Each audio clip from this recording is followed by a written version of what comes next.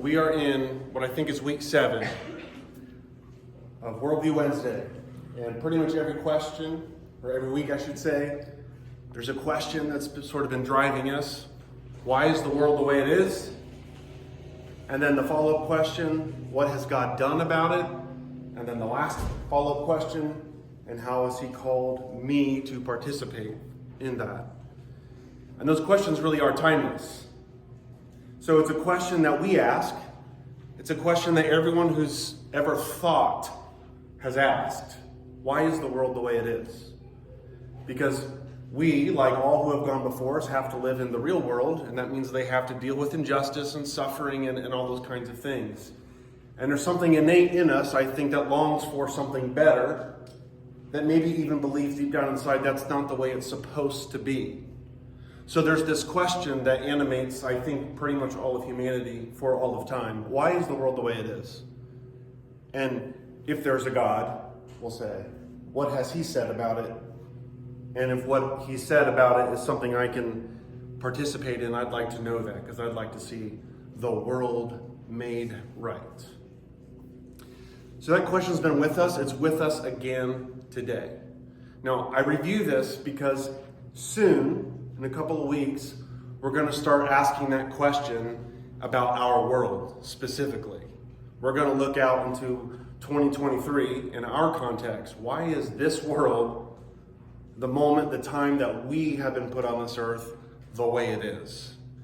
And before we start going about answering that question, we've spent most of our time up to this point in the scriptures because of the timelessness of this question. I would submit that the answer as well is just as timeless. And so the lessons that we have seen and will continue to see are going to aid us profoundly in answering that question. So that's coming. That moment's coming when we look out into our world and ask it. But right now, we're turning to the text and to get anchored and to guide us through that process. So we're going to go back to Genesis today. Before we do that, let's pray. Father, I ask that you would be with me, that you would help me to say what you want me to say, covering a lot of ground here today. Perhaps the wisdom I need is in knowing what not to say. But I ask that no matter what, that you would glorify yourself among us, that we would marvel that you are a God who covenants with people that don't deserve it, and that when you make a promise, you keep it. We thank you for that. We pray this in Jesus' name. Amen. Well, before we get into Genesis 12, I think there's 2 quick things I want to bring back fresh into our minds. One is to remember where we are in time in Genesis. And what I mean is the setting of its writing, the original context, which, if you recall, is in this very small window of time in history where Israel, God's people, had just been rescued out from under their oppression in Egypt. And they're wandering around in the desert for some time before they are to go into the promised land. It's somewhere in that time, the third third of Moses' life, that 40-year period, somewhere in there is when Genesis is written. So Genesis was written to a people who had basically just been reintroduced to the God of Abraham, Isaac, and Jacob after having spent 400 plus years in Egypt. So they just met him, in a sense. They're getting reacquainted. So they're learning about this God, whose name is Yahweh, but they're also getting prepared for what's ahead of them. They've got to now go into Canaan and reclaim the land that was promised to Abraham in the first place. So what has happened is they have been taken out of one land, and they're being prepared to go into another land. But we also want to remember where we are in the narrative. So in the arc of Genesis, the book, because that's not where we are. That's way down the road. Where are we in the story? In other words, before we get to Genesis 12, what happened in Genesis 1 through 11? In the very brief sense, it all fell apart. It all fell apart. Why is the world the way it is? If we learn something in one word, rebellion. If you're looking for an explanation for why the world is the way it is, look no further than that. In Genesis 3, we have, of course, the rebellion of the first humans, Adam and Eve. And by the end, Genesis 11, mankind has utterly failed, and they have been judged by God. As a result of an Adam and Eve sin, there's actually a curse, and there's this sense that we're now going to have to engage in this cosmic conflict of the ages, the seed wars, I like to call it. From this day forward, there's going to be conflict between my people and the serpent's people. And it's going to go on for a while, and it's going to be fatal at times. And as a result, the thing that I've commanded you to do, called you to do, be fruitful and have dominion, is now going to be really hard. So in other words, to do the thing you were made to do, it's going to be really hard. So what do we find in the curses as they're unfolded? Well, the woman, her struggle is going to be in the area of the home. And we often think that what that verse says, because it's actually mistranslated, and which is easy to demonstrate, that it means the physical pain of labor is the curse. But it's more than that. It's the pain involved with child conception and gestation and bearing and raising. It's the whole project. And yet the man, his curse is that when you do the work, that is, when you do the thing you were meant to do, it's going to be hard. The land is going to resist you. It's going to be hard to have dominion. So what I made you to do, to be fruitful and to have dominion, is going to be really hard. That's why the world is the way it is. We were made to do a thing that's now really hard. And we find resistance.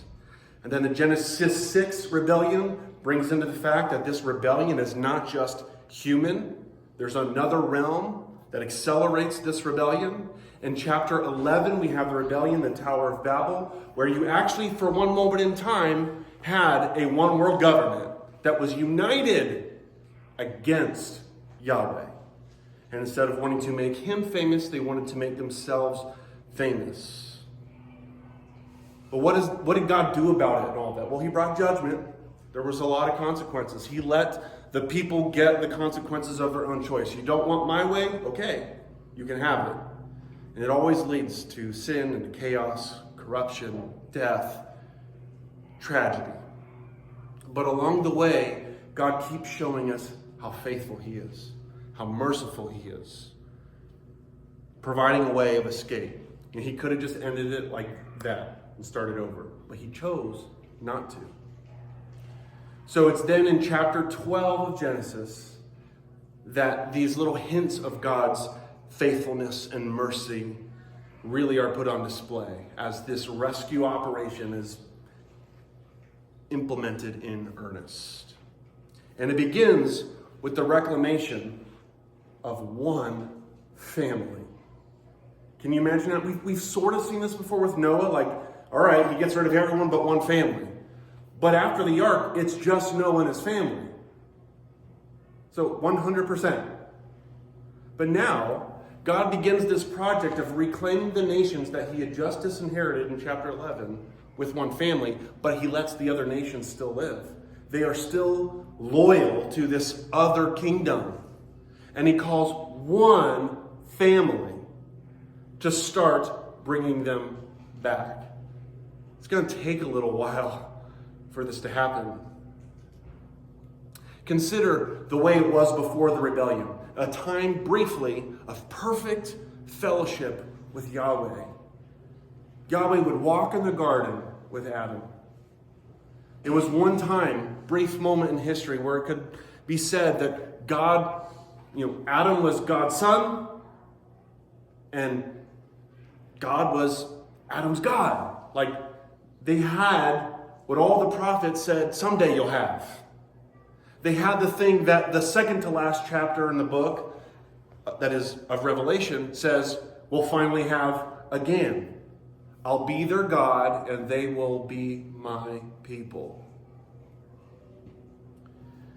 But where does this situate us in this redemptive arc in history? Well, in Christ, thankfully, we can say we're no longer slaves to sin, but we're not yet enjoying the new creation at its fullest. Or we might say metaphorically, we're no longer in Egypt, but we're not yet in the promised land. Do you see how our story today may connect to our situation? So the challenge for people of God at Sinai, after Egypt, before Canaan, was in many ways very similar to ours. What was the challenge in a nutshell for them? You see what I did for you? Now, will you trust me? And I think if you're listening, you'll hear God saying that to us now. Do you see what I've done for you? Now, will you trust me? That question matters more than I think we really comprehend. Because the answer to that question, will you trust me, turns out to be the most fundamental question we could ever answer. Because answering that question is frankly at the heart of our hope of salvation, of rescue, whether or not I trust him. That's the thing that has always been true. The way we're brought back into right standing with God is not a ceremony, not a work, not a physical heritage, not an act of the will, but a whether or not we trust him. So it was the means through which people were rescued out of one kingdom and brought into his.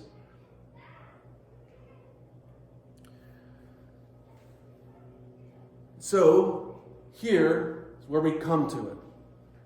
I've called tonight's talk the Tale of Two Kingdoms. The Tale of Two Kingdoms.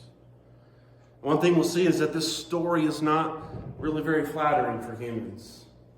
It'd be cool to think, look at how big the church is today. I mean, God's done an amazing thing. And of course, we follow in the line of Israel before us. And this has been a thousands of years long project. And we could marvel at it. And we would like to think, perhaps, that the people that got it started, that is the humans, are these great heroes that we would admire and esteem and look up to. That would be probably the most attractive way to pitch our heritage. But if you look closely at the story, you'll see that anything but is the case. And we'll see in this early family that they're not really all that great people. They make mistakes that you wouldn't imagine. The story doesn't flatter the people of God. The story flatters Yahweh. He's the one that comes out of the story looking amazing. It's not Abraham, it's not Isaac, it's not Jacob, it's Yahweh. One pastor put it this way, that the story of Genesis is not simply God's answer to our problem. It's God's answer to God's problem. The problem being, he wants us and we don't want him. It's the classic love story of unrequited love. What is God going to do about that? He loves us, wants us in his family, but we don't love him. What is God going to do about that? Well, that's what this Tale of Two Kingdoms is about. Now, I see primarily two redemptive themes running through this big section of Genesis, and that's going to be seen in the lives of three primary characters, Abraham, Isaac, and Jacob. There's a fourth, and we'll focus on him next time when we get back to Genesis. That's probably several weeks away. That'll be Joseph. We'll get to his story later. He gets his own week. But through these three primary characters, you'll see these two redemptive themes going through the story. And you sort of see it there. It's in the form of a promise. We have a land promise and a seed promise. But I want to point something out now and just continue to show this to you as we go, that these promises of God, these redemptive promises, are God's way of saying, I gave you a job to do, you messed it up, so guess what? I'm just going to do it for you. The command was to be fruitful and multiply. Well, we sort of messed that one up. So what does God do? Well, I'll be fruitful. I'll produce. The seed promise, have dominion. Well, you sort of messed that up. So I'm going to preserve the seed. God does the thing that we messed up. And that's what we're going to continue to see through this story today. Both of these things, the seed command and the dominion command were compromised by sin. In fact, we see immediately in the curse the way those things were affected. I already alluded to that. The woman and her rearing of children, the man and his working of the land. Those things are now compromised. And of course, we saw after that the way society just gets more corrupt and it crumbles. We saw that this constant division was taking place. Cain murdering Abel, the lines of Seth and Cain at enmity with one another. And then humanity getting boiled down to the point where there's only one faithful family left. I mean, it gets just really, really bad. So by the end of Genesis 11, these wars have bloomed. And they're in full effect. And the nations are, another way we might say is the lands are united in opposition against God. That's the exact opposite of the cultural mandate, of what humanity was supposed to do. Humanity was supposed to image God, to take him and project him and subdue the land for his glory. But now the land was subdued against Yahweh. So these three characters, Abraham, Isaac, and Jacob, each one, at each point, the main characters in the main cities, you're going to see their sort of an antithesis. So you're going to see a counterpart to each one of these. So to Abraham, Isaac, and Jacob, it's Lot, Ishmael, and Esau. And an easy way to remember that is their names, L-I-E. Lot. It's perfect. Lot is Abraham's nephew. Ishmael is Isaac's half-brother. And Esau is Jacob's twin. So the proximity actually gets closer in each generation. You go from nephew, half-brother, to twin. I don't know exactly what the message is in there, but it's certainly interesting. Maybe suggesting that over time it gets harder and harder to tell the difference between the right seed. But we aren't told exactly, but I think there's probably something to it. But was there something special about Abraham, Isaac, and Jacob? It's kind of hard to make that case if you just look up the things they did in their life. They didn't have a natural claim on God. There was nothing particularly special about them in some sense, physically or intellectually or otherwise. God chose them. They didn't have a moral claim on God. They were deeply flawed.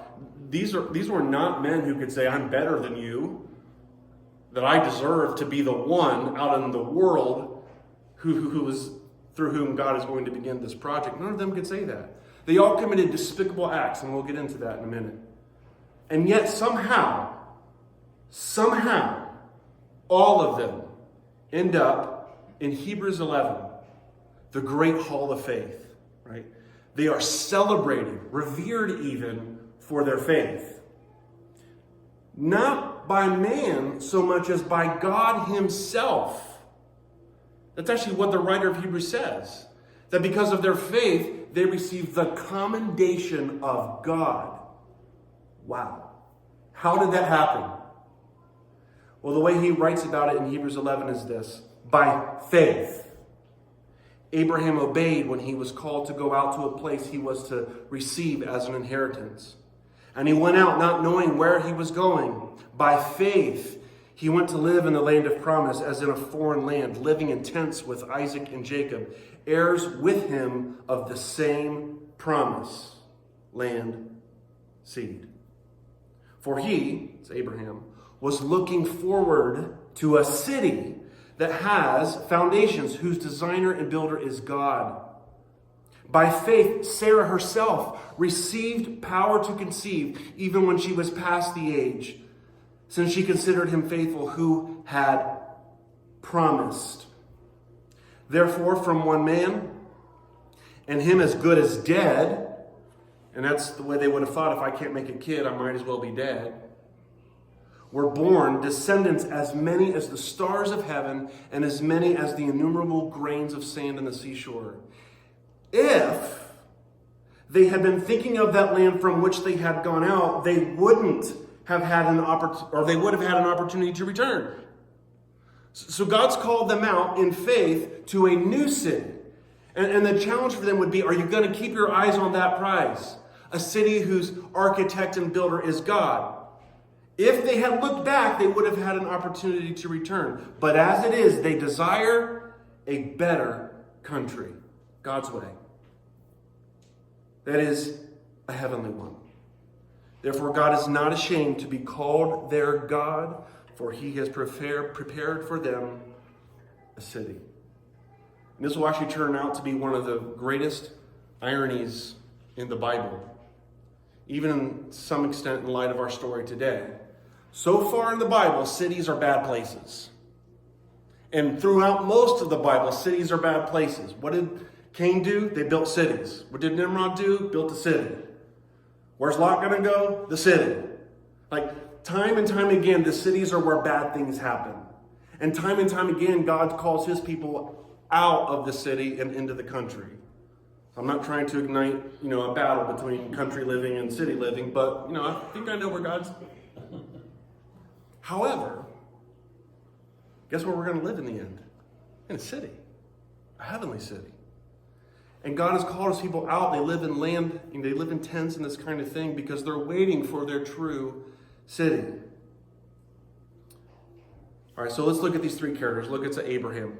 We'll focus mostly on Abraham. Isaac's actually going to be pretty brief, but let's look at Abraham. I think it'd be worth reading the first three verses here where God first appears to Abram and calls him out. Chapter 12, here's what we read. Now the Lord said to Abram, go from your country and your kindred and your father's house to the land that I will show you. You can tell him where that was. Just go, and I'll show you. And I will make of you a great nation, and I will bless you and make your name great so that you will be a blessing. I bless you to be a blessing. I will bless those who bless you, and him who dishonors you I will curse, and in you all the families of the earth shall be blessed. You see how the subdue command has now turned into a land promise.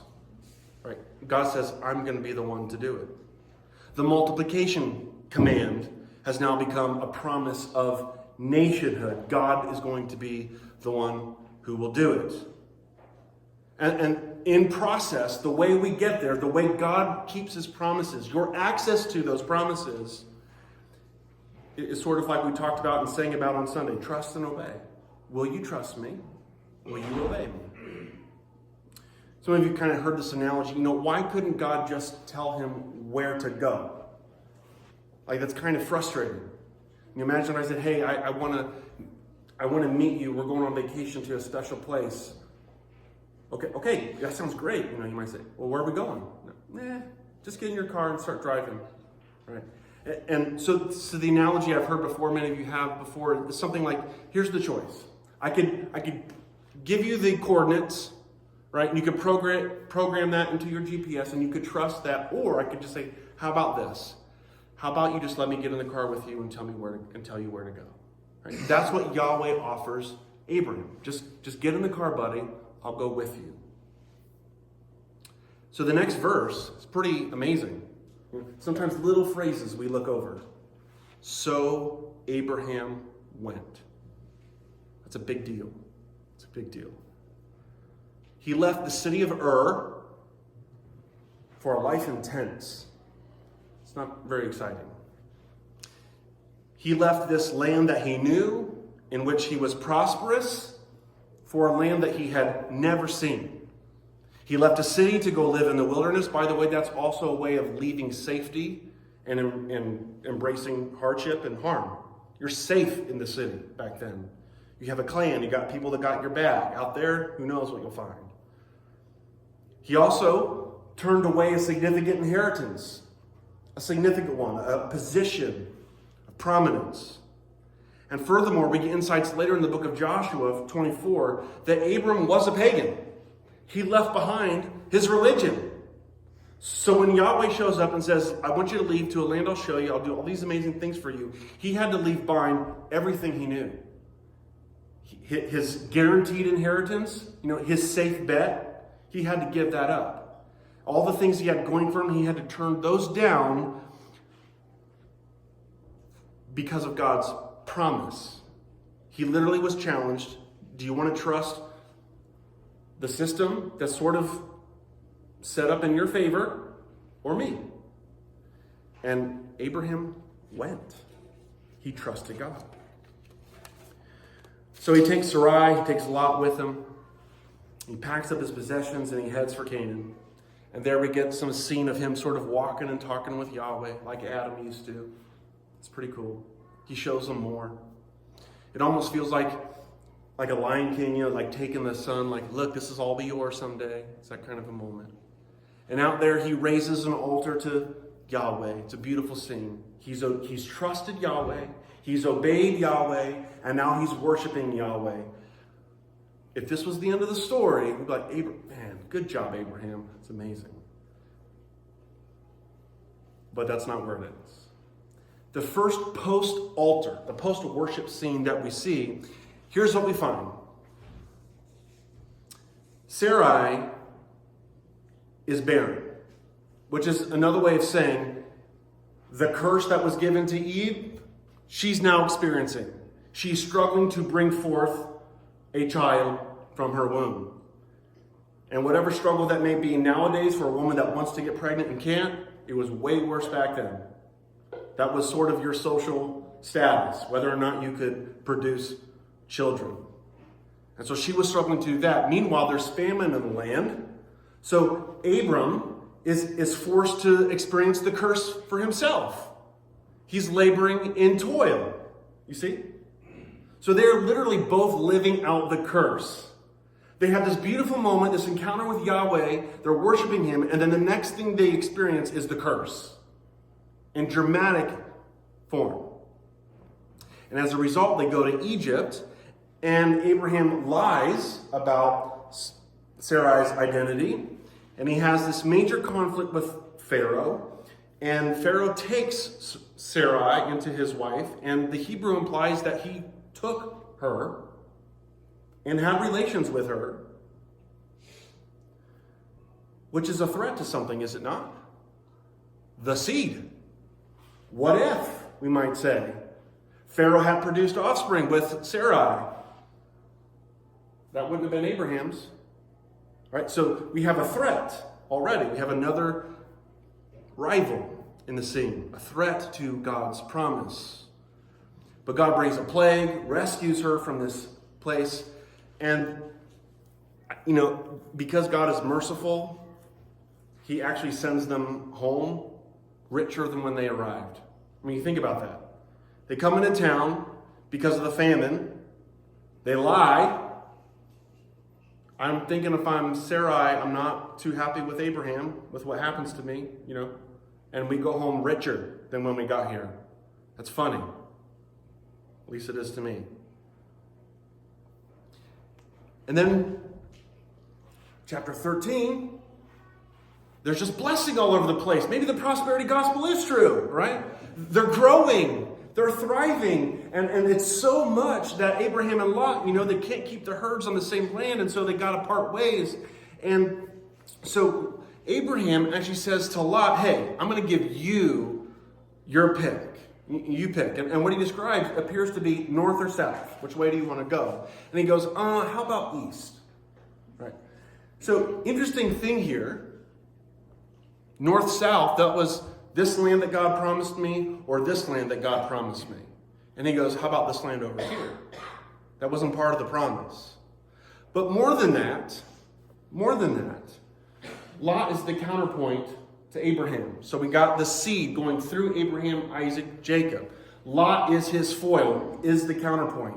And because he and Sarai were struggling to produce offspring, it's believed by many, and it seems to be the case, that he probably saw Lot as his contingency plan. If I can't produce with my wife any proper offspring, I'll just transfer my blessing to him.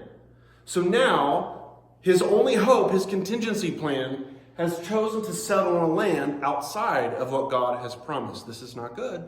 This is not good, at least from Abraham's mindset. Of course, Yahweh's like, no.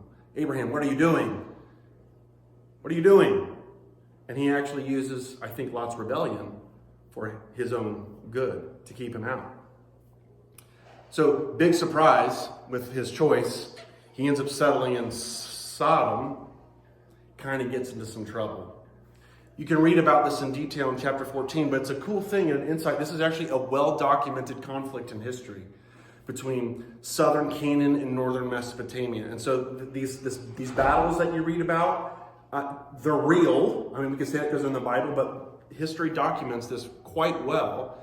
And what Abraham adds is that he sort of heard about it, and he's like, oh, well, Lot gets captured, so I got to go rescue him. And he seems to be like the hero of this story. So this is a story where it's like, oh, Abraham, kind of cool, right? But at the end of this, we have this encounter with a king by the name of Melchizedek, who's an extremely mysterious figure. He's the king of a city by the name of Salem, which means peace. By the way, if this sounds like Jerusalem, it's because it's the same city. Right? So we're in the land that God has promised, where his city actually exists. So this is Abraham's first encounter with this city. And this is the land where it goes. And it's currently under the dominion of a king by the name of Melchizedek, a king of a city known for its peace. And his name means my king is righteous. So we have this combination of peace and righteousness. It's a really cool idea there. We also note that he brings bread and wine. Where have I seen those before? We also see that he's not only a king, but he's a priest. Two important leaders in the Old Testament system. Jesus Christ will go on to be high king, high priest. And so you can see a lot of the ways that this Melchizedek is an archetype of a Christ who is to come. And the writer of Hebrews picks up on this.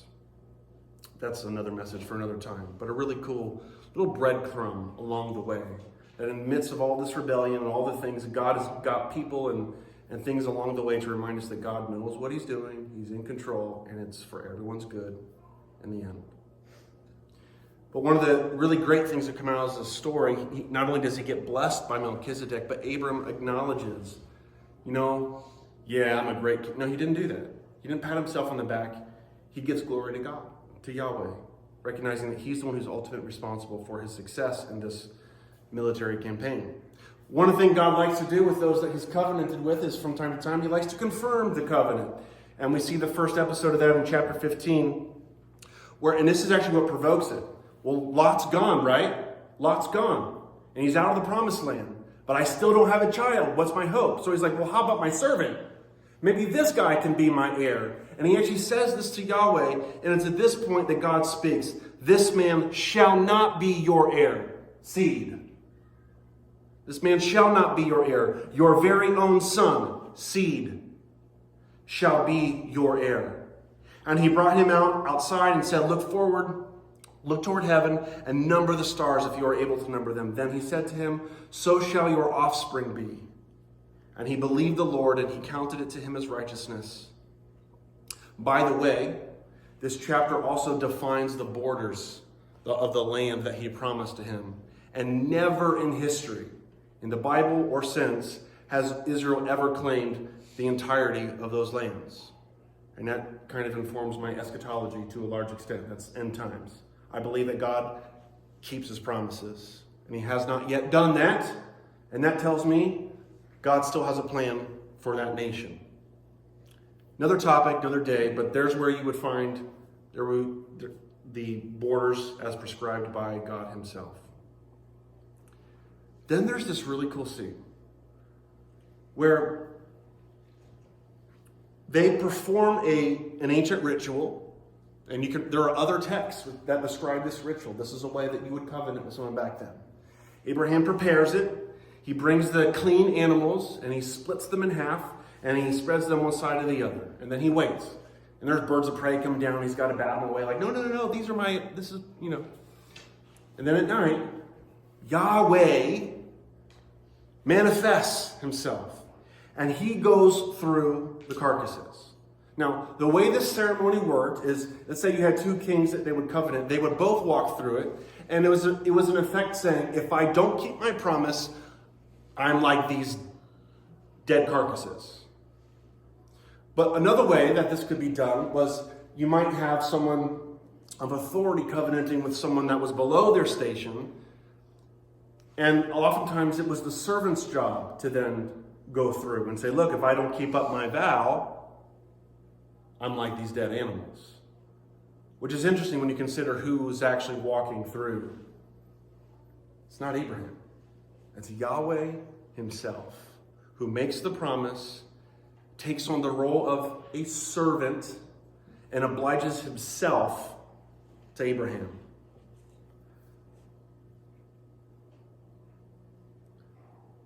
Meanwhile, during this scene, he foretells a future time of 400 years where they will be in a foreign nation.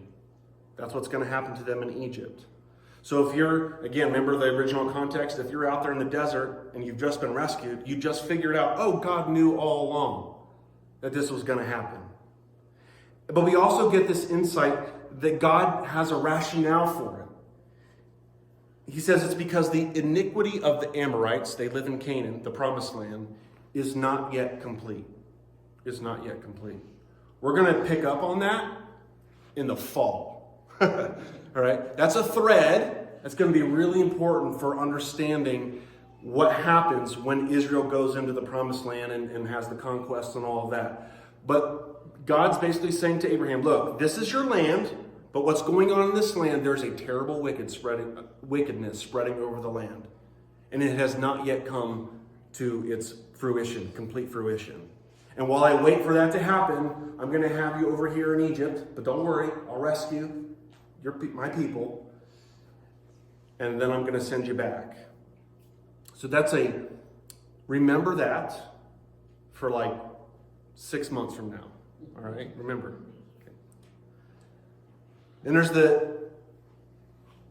in the scene of Sarah and Hagar, I hope it's something that not just the women but men can relate to. This is what happens when you're frustrated with God's timing. You know, God, this is what you said you were going to do for me. This is what I expect of you, and it's not happening. So I guess I'm going to do something about it. Sarah is actually the one who initiates this form of rebellion in this story. She's struggling too with her barrenness and her inability to bring forth fruit from her womb. It's her idea to then take her maidservant and give it to Abraham and say, look, you know, the way the laws work, and that's true back in the day, the way the laws work, if you have relations with my servant, they'll be our heir. So maybe that's the plan. And the wording, I think, is an intentional callback to the Eve sin in Genesis 3, where in Genesis 3 it says that she took the apple and gave it to Adam. And now Sarah takes Hagar and gives her to Abraham, repeating the cycle of rebellion. However, you talk about mercy. It's this scene in the Bible where we first see an angel appear. And it's probably a theophany, the angel of the Lord, God himself making an appearance. And it's not to Abraham. I mean, he's spoken to him and done that kind of thing. But an actual manifestation in that of an angel, it's to Hagar, who's outside of the land promise, outside of the sea promise. This is not God's plan. And in this incredible scene, she actually gets to name God, give him one of his many names, El Roi, the God who sees. Which is a nice reminder to us that even those outside, God does see. There is a path into his family. In chapter 17, we get some important clarifications. Okay, there's 2 kids, right? There's Ishmael, she's the offspring of Hagar, but that is not to be the one through whom the seed promise is kept. It's going to be through Abraham and Sarah. And they finally give birth to a boy by the name of Isaac. So one of the ways we get some insights into the way God is doing this through this family is this is when he institutes... Sorry, I've got some hiccups tonight. Is when he institutes circumcision. Now, we're not going to linger on this or anything, but it's important. Like, why would they do this? Right? Keep in mind the theme, right? The seed promise. The seed promise, right? Essentially, what circumcision does is it consecrates the male organ responsible for bringing forth the seed, right? So it's a physical thing, but it's communicating a spiritual truth. That what God's doing in the world is about preserving the seed, which has a spiritual and literal physical fulfillment. There's literally going to be an offspring that's going to rectify this ongoing rebellion. And so this was a way of demonstrating that. And in fact, we even know that it's not just a New Testament looking back, but even in the Old Testament, it was understood that this was to be a spiritual act. Deuteronomy 30 talks about the concept of being circumcised in the heart, consecrated, set apart for God. The next scene gives us this profound contrast between Abraham and Lot. So Abraham encounters some angelic beings, and then Lot encounters those same angelic beings. But the two meetings go very differently. The first one with Abraham, it goes pretty awesome. There's great hospitality. They learn some good news. They're blessed. But then they figure out what the project is here. It's to go into Sodom and end that city where Lot has ended up. Oh boy, this is not good. They finish the journey. They get there. Abraham has some dialogue with God, which, by the way, I don't think is an argument. I believe that God actually invited Abraham into the decision process, not because God hadn't made up his mind, but because God chooses to do things this way. So he invites Abraham into this process. So this dialogue is not God actually changing his mind. It's the way God is at work to show Abraham just how really depraved that city ultimately is.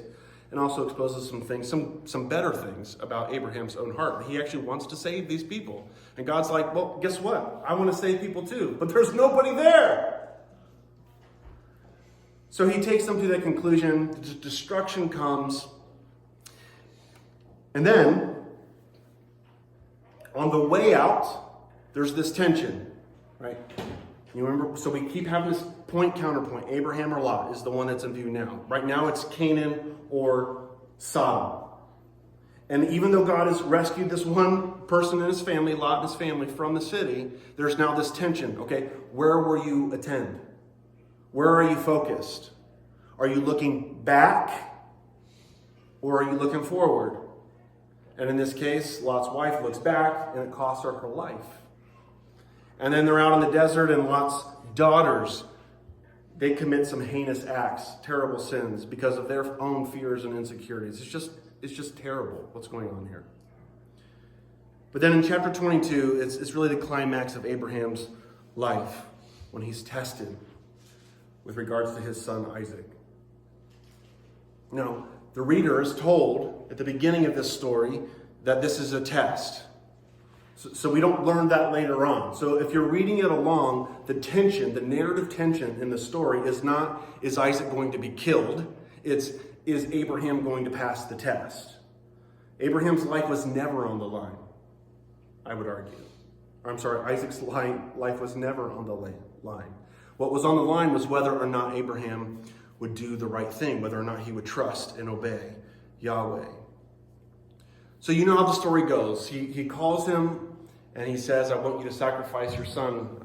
I want to know that you're really devoted to me. And so he calls his son. They go up to Mount Moriah.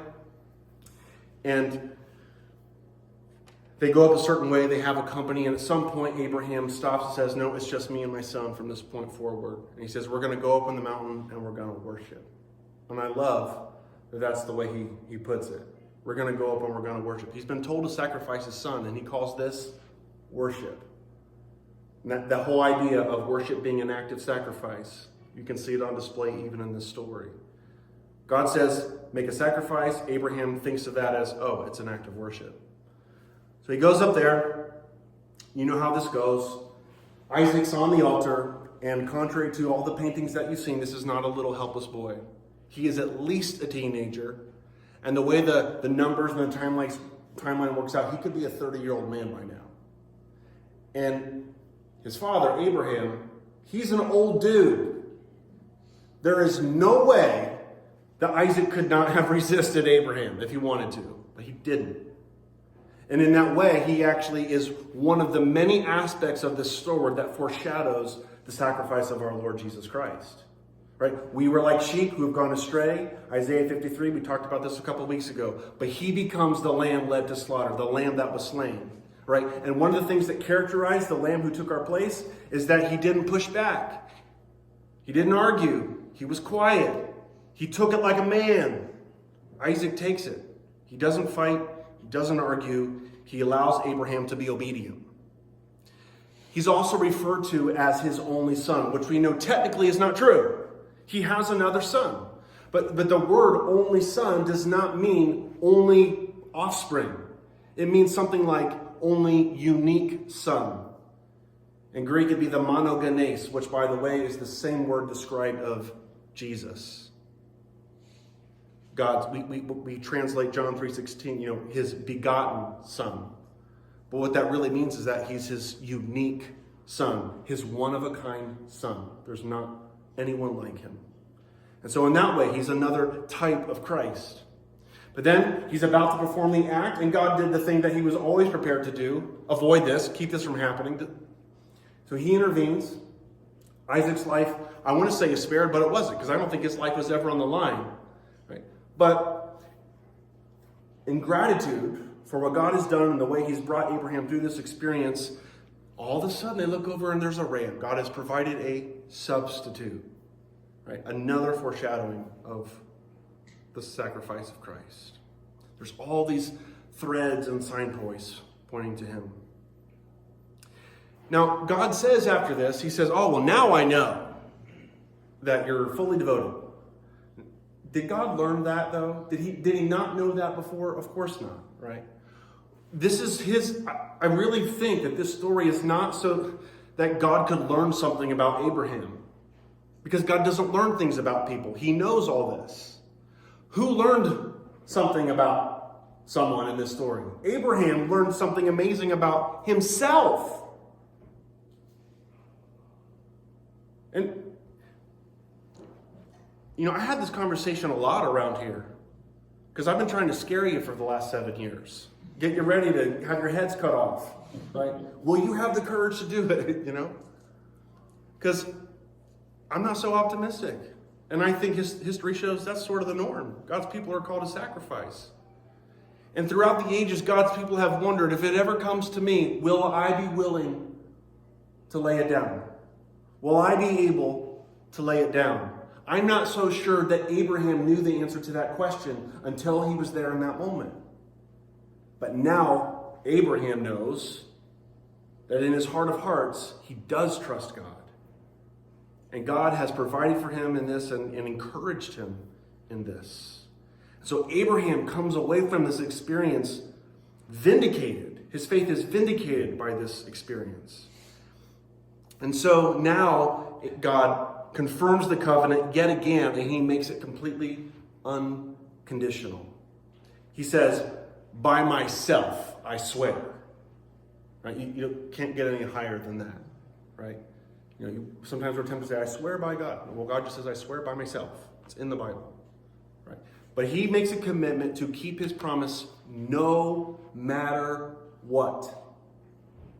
The promises in the law given through Moses many of them are conditional. Blessings and curses. If you do this, you get good stuff. If you do this, you get bad stuff. But this promise that God made to Abraham was unconditional. I will keep my promise. I will preserve the land. I will preserve the seed.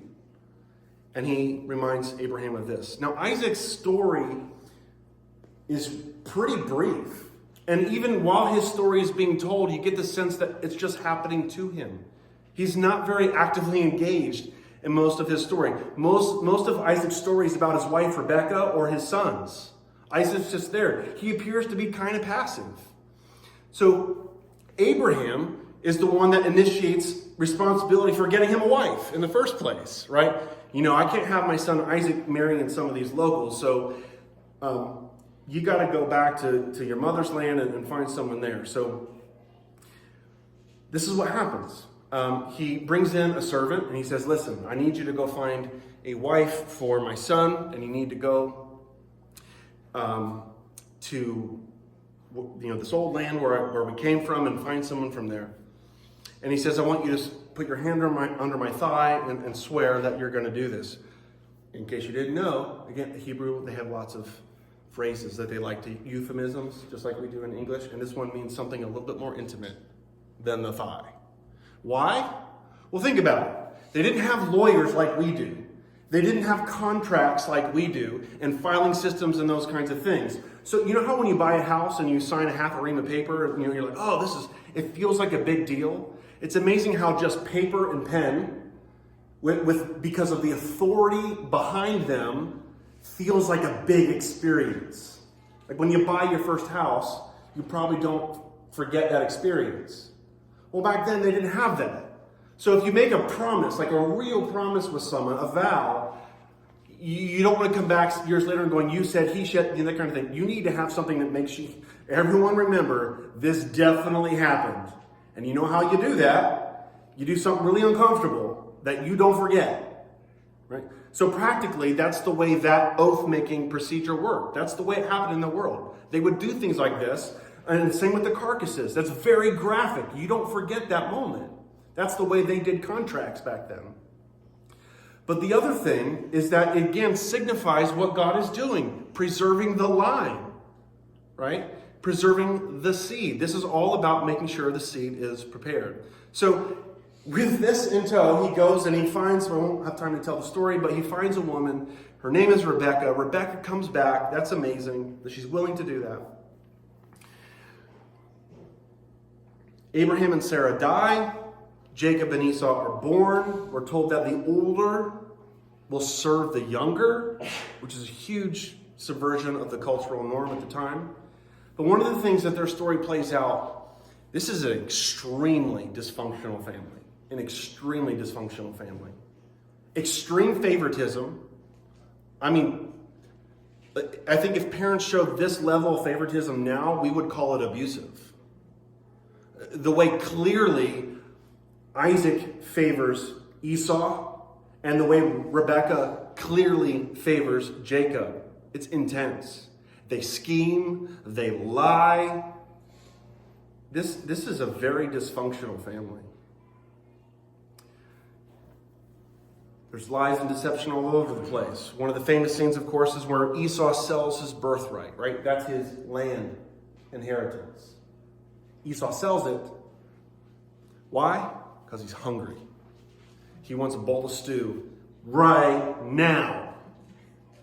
Right? The exact opposite of what the writer of Hebrews says about all these patriarchs, right? They have their eye on a future, a city whose architect and builder was God, an inheritance.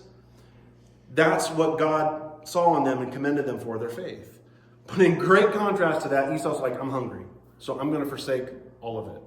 And we want to laugh, but we do similar things to that a lot, I think. I want what I want now.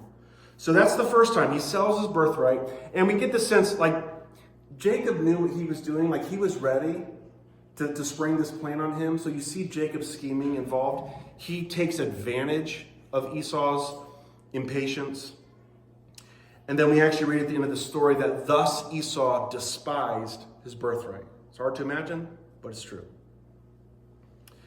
And then when you believe it, Isaac goes on to commit the same dumb sin of his father, lying about his spouse because he's afraid what people are going to do to him because his wife is hot. Like the Bible tells us that. Apparently all the pharaohs and the kings of the world, something about God's blessings to these men, he gives them really attractive wives. I don't know why, but that's part of it. I know what it's like. And they're like, oh no, what's going to happen? They're all going to want my wife and blah, blah, blah. Well, Isaac does it again. It's never worked out. Abraham did it twice, and it got him in trouble both times. And Isaac does the same thing. Fortunately, he's found out when he's seen through a window flirting with his sister. Right? Hey, what are you doing? There's brothers and sisters don't talk like that, you know? And so, again, not because of any merit here, God rescues them from this potential threat to the seed, again, and plunders them, sends them home, not just spared from a catastrophe, but blessed even more. If you ever thought God's mercy was scandalous, it truly is. Truly is. So the family of God continues to prosper. Now, Jacob has found a good woman on some level, one that's not from Canaanites, but Esau marries Hittites. And this causes Rebekah to be deeply embittered towards Esau. And it may actually be the event that provoked the next big usurpation that happens in this story, where Jacob seems to be scheming to steal now Esau's blessing. So back then you could get two things from dad, and this was a big part of your identity. You look forward to it your whole life. First was the inheritance, that's physical, and then there was the blessing, and that's spiritual. He already got the first one through his own scheming. But the mastermind behind this scheme appears to be Rebekah herself. She's really mad at her other son, the son that she doesn't like so much. She's so embittered by it that she wants to see Esau pay. I know the son that I love already tricked him out of one blessing, but I'm going to get involved here and make sure he loses it all. Can you imagine parents acting that way towards your children? So that's what she does. She comes up with this scheme to take advantage of her husband, my pathetic husband, who's blind and deaf and dumb and can't, I know how to take advantage of the situation. And so, you know how the story goes, right? You know how the story goes. He comes in, he's like, hey, it's time for me to give you my blessing, which even that is maybe a sense of Isaac's favoritism. He knows that Esau has lost something, and he's about to pass along his blessing prematurely, many, many years before he's actually going to die. Almost like, I got to make sure my favorite son gets something. So he does this culturally, at least prematurely. But Rebekah's like, not having it. So she schemes. Jacob comes in. They trick him. Jacob comes in. You know the story with the furs and all that stuff. And he ends up getting the blessing from his father, the spiritual blessing. And proof of his displeasure, when he finds out that he was tricked, it says that he shook violently. Right? It's a picture of rage. Right? I think it's definitely towards his wife, but also the son I love gets nothing now. And the son I hate gets it all. But Jacob have I loved, Esau have I hated. God had a different view of the one through whom the land promise and the seed promise were to be kept. And then the story ends. So this is like the parentheses on the other end. What took us into this was Rachel's embitteredness towards Esau's choice of a wife. And so at the end of the story, she says this: if my good son marries one of the Hittite women like these, one of the women of the land, what good will my life be to me?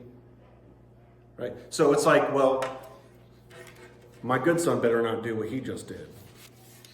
So Jacob is sent to Laban to go get a good woman, not from the locals. This is Rebekah's brother, Laban, to find a wife.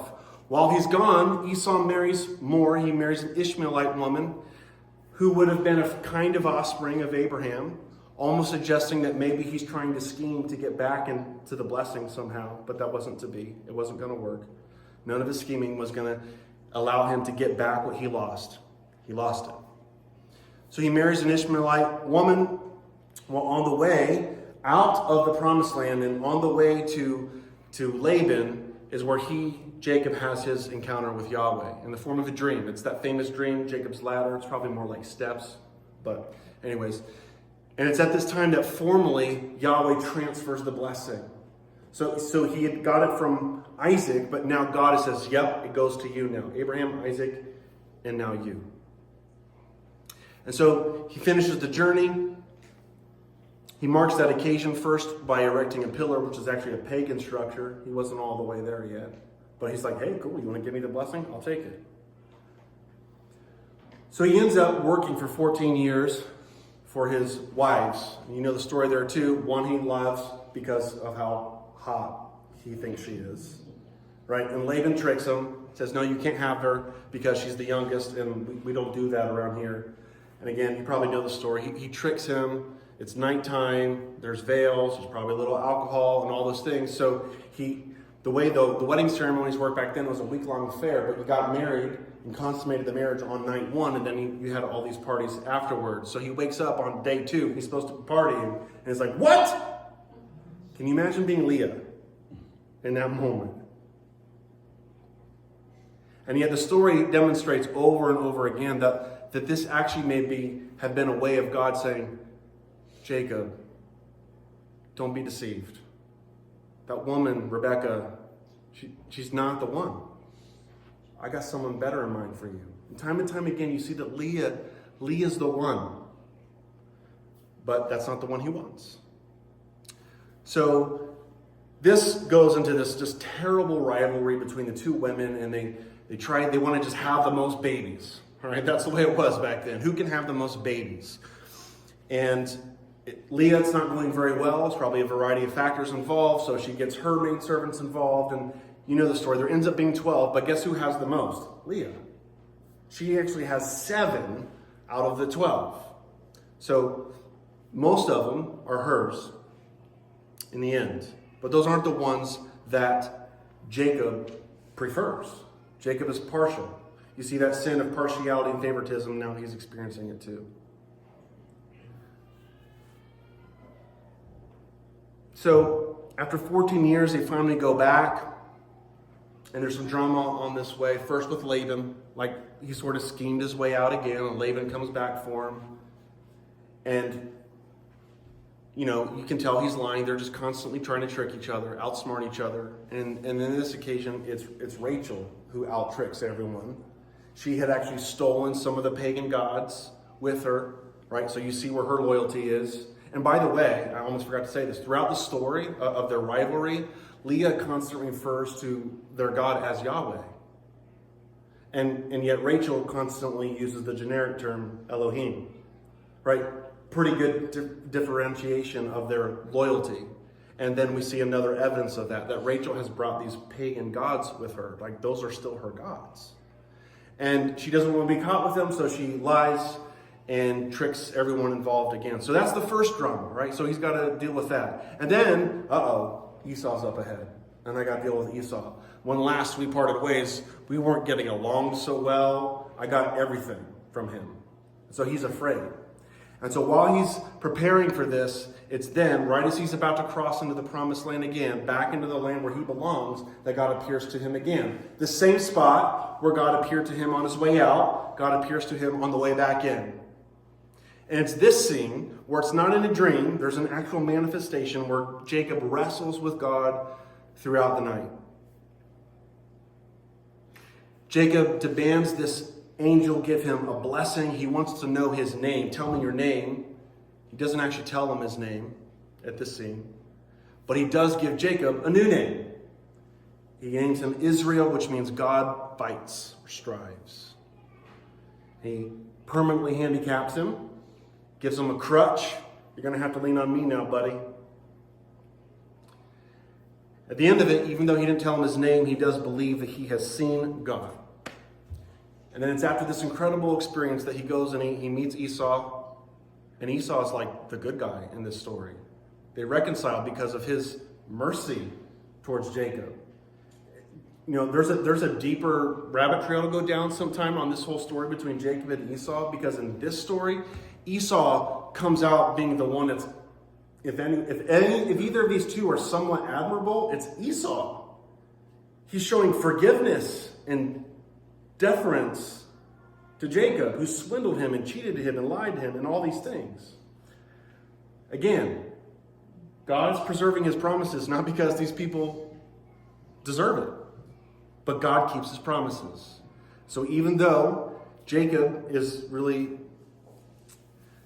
the guilty party in this, he comes out with Yahweh's blessing. All is not well. There's one more, we're not going to get into it, but there's one more really nasty scene with Dinah, with one of their daughters. But again, this threat's another threat to the seed and to the land. So the theme that's being carried along is seen there one more time. What I want to end with is there at the end in chapter 35, we get a beautiful scene, and we need one now, right? We need some redemption, right? The big picture is that God is keeping his promises, and that's beautiful. The big picture is that even though humanity continues to rebel and choose his way over God's, God is faithful. He swears by himself. He keeps his promises. And we end with this beautiful scene of yet another covenant confirmation. And this is what we read. And God said to him, I am God Almighty. Now that's not his revealed name, Yahweh, but remember the last scene was, tell me your name? Well, God's got a lot of names. And he reveals himself in this particular setting as, I am God Almighty. Be fruitful and multiply. You see those words? See how this is pulling together the threads? Where have we heard that before? Genesis 1 and 2. Be fruitful and multiply. A nation and a company of nations shall come from you. So the thing I've always wanted you guys to be doing that you failed out miserably, I'm going to do. Be fruitful and multiply. A nation and a company of nations shall come from you, and kings shall come from you, your own body, seed. The land, you see the land, that I gave to Abraham and Isaac, I will give to you, and I will give the land to your offspring, seed, after you. Do you see this? I'm emphasizing this word so you see the repetition. It's there on purpose. Land, seed, land, seed. And then ultimately what God is doing in confirming this covenant is taking us all the way back to the garden. The promises that God is making through this family are anchored in Eden. Bottom line is this: I keep my promises. And as dark and rebellious as the world gets, there's still a hope in the world because I am a God who keeps promises. And that's like, if I could sum it up in a nutshell, this whole story, which is not very flattering of humanity, what's it all about? That God keeps his promises. And because God keeps his promises, mankind has hope. And that's simple, but it's profound. And I think even all these years later, we struggle to live that way. We want to outsmart God. We scheme, we lie, we steal. We don't trust God's timing, so we try to resort to do things in our own way. We mess these things up all the time. But our hope is not in our ingenuity. Our hope is not in our lineage. Our hope is not in social status. It's not in wealth. Our hope is that God keeps his promises. So they had to ask the question, why is the world the way it is? We have to ask the question, why is the world the way it is? But ultimately the answer is the same in both situations. The world is the way it is because that's the world that we chose. We chose this. And God has allowed us to experience the consequence of our choices. That's called free will. And if you think deeply enough about it, without free will, you can't actually have love. You can't have it. So the alternative here, a world that isn't the way it is, where the kinds of terrible things that happen never happen, the only way that world exists is if it is a loveless world. Because the only way that happens is if human beings cannot actually choose God. If they can't choose God, they can't choose to rebel against God. So the world that isn't like this, that we think of as better, is a loveless world. But because God created us with that choice, because of his love for us, we got real choice, and then we had to experience the consequence of that choice. Why is the world the way it is? We chose this. Because even though he loved us, we have chosen to love others. So what has God done about it? Well, God chose to provide a way out. He did it for his people. He brought them out of Egypt, out of one kingdom and into his. That's what he did for them. That's what he does for us. So what about now? We're in the desert. Maybe a spiritual desert, but I think we're in a desert, right? We've been introduced to our Savior. We're in his kingdom, spiritually speaking, out of darkness and into light. But now that we're in that, and we're still waiting for the final consummation, he has a mission for us. Our King has marching orders for us. And I think to get a sense of what he's been doing and what he expects of us as we think about our place in our world, and this is to prepare us for where we're going in the weeks ahead, I want to take you back to Hebrews 11 and read a little bit more about the writer's summary of these readers. Because honestly, without Hebrews 11, it's kind of hard to see sometimes what made these people so special. And no one has articulated it better than the writer of Hebrews. Chapter 11, he says this. These, so he's talking about Abraham, Isaac, Jacob, and Joseph. These all died in faith, not having received the things promised. That is, God made a promise to them that when they died, he still hadn't kept. Can you imagine being faithful to that point, all the way to death? But having seen them, that's the promises of God, having seen the promises and greeted them from afar, and having acknowledged that they were strangers and exiles on the earth. We have that in common with them. You know, on one hand, I sort of bemoan the idea of this world is not my home, I'm just a passing through, because we were actually made for this place, and heaven's going to be right here, right? Restored and with him on the throne and all of that, new creation, all that. But this is it. This is the place. This is our home. But we understand that until then, until that consummation, until the new creation, until all things are made new, that we live in this world as exiles, foreigners, because the world that has not been spiritually rescued and brought in his kingdom, anywhere outside of that is in the kingdom of the enemy. So we are strangers. We are exiles on the earth. For people who speak thus make it clear that they are seeking a homeland. If they had been thinking of that land from which they had gone out, they would have had opportunity to return. I love that too, because the writer even makes the point that they talked and acted like they had a home somewhere else. That is, if you spent much time around them, you'd sort of get the sense, you're not from around here, are you? And yet I look out into the church in America in particular, and all it seems to me like so many of these churches want to do is blend in. When the testimony of God's people is to be more like this, you're not from around here, are you? Well, they did. There was something about them that made them go, you're not like us. But as it is, they desire a better country, that is a heavenly one. Therefore, God is not ashamed to be called their God, for he has prepared for them a city. It's not it's not Sodom, it's not Haran, it's not any of these other settlements that you'll ever encounter. It's a city, it's a heavenly city. By faith, Abraham, when he was tested, offered up Isaac. And he who had received the promises was in the act of offering up his only son, of whom it was said, through Isaac shall your offspring be named. He considered that God was able even to raise him from the dead, from which, figuratively speaking, he did receive him back. That's a big deal too, because a resurrection like that had never happened in history. The only evidence he might have had to think that God could do this is that in some sense he restored the barrenness of Sarah's womb. You know, making something dead bring forth life. That's the only bit of evidence he had. So the writer of Hebrews is saying is he just believed when he was asked that, well, I guess God's going to perform a resurrection, even though that wasn't a category for him to be thinking about. That's faith.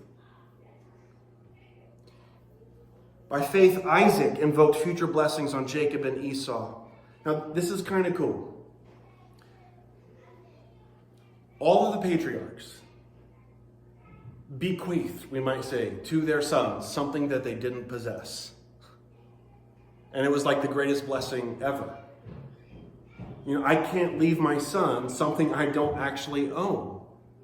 But because the patriarchs and their testimony was all about what God was doing and preserving his promises, the land to the land and the seed, they bequeathed that blessing, that promise to them. So when Isaac says, Jacob, this now goes to you, that was an act of faith.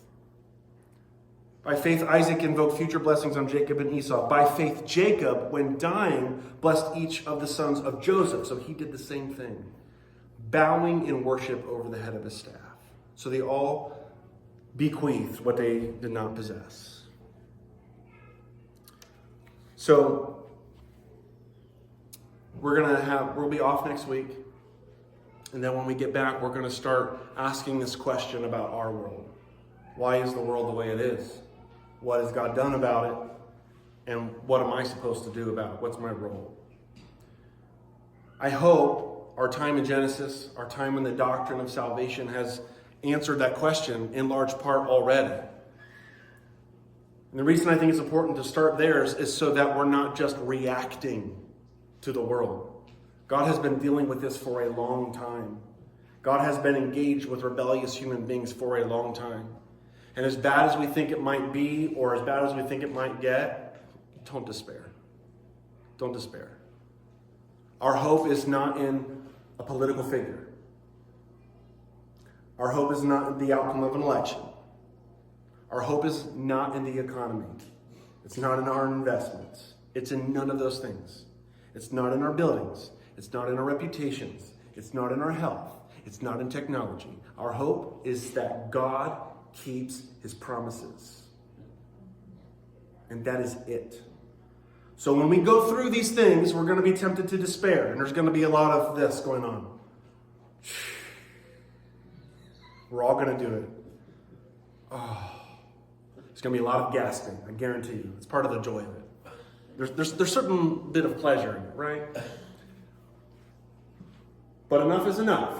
At some point, you got to stop and just go, God keeps his promises. Right? That is our hope. And so in the meantime, do we live like we're not from around here? I hope that we learn that one. God keeps his promises, and we should be living in such a way that we demonstrate that we really, really believe that. Let's pray. Father, thank you that you are a God who keeps your promises.